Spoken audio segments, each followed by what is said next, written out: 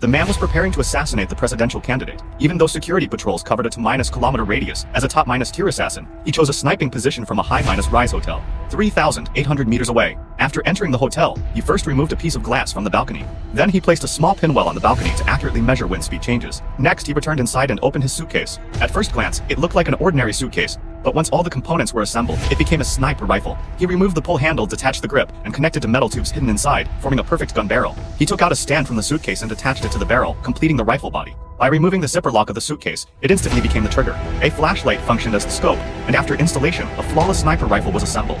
The bullets were hidden inside the suitcase's wheels, with only for rounds carried. The next and most crucial step was calibrating the rifle sights with precision. Jack slowly lifted the barrel and aimed at the wall before pulling the trigger. Seconds later, the bullet embedded deep into the wall.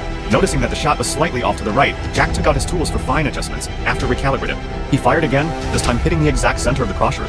Everything was ready. Jack lay there quietly, waiting for the target to appear. It was unclear how long he had waited, but finally, the target emerged.